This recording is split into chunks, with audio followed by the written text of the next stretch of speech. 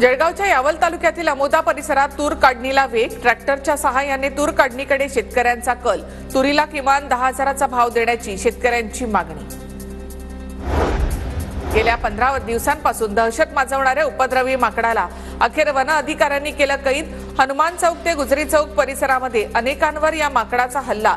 नागरिकांकडून सुटकेचा निश्वास। ई-केवायसी करा अन्यथा रेशन बंद होणार। गोंदिया जिल्ह्यामध्ये एकूण 2,54,858 शिधापत्रिकाधारक पैकी 1.25 लाख लोकांनी ई-केवायसी केली नाही। 28 फेब्रुवारी ही शेवटची तारीख। कोकण आणि पश्चिम महाराष्ट्राला जोडणारा करूळ घाट सुरू होण्यासाठीची 15 जानेवारीची तारीख हुकली। 15 जानेवारीपर्यंत एकेरी वाहतूक सुरू होईल असं नितेश राणेंनी म्हटलं होतं। घाट कधी सुरू होणार, व्यापारी वर्गासह सर्वांचंच लक्ष। धाराशिव जिल्ह्यातील भूम तालुक्यातील पाथरुड इथे सोयाबीन हमीभाव केंद्रावर शेतकऱ्यांच्या वाहनांच्या रांगा। सोयाबीन खरेदीसाठी 22 ते 25 दिवसांची वाढ करावी अशी शेतकऱ्यांची मागणी। सोयाबीनला हमीभाव केंद्रावर 4,892 रुपये भाव।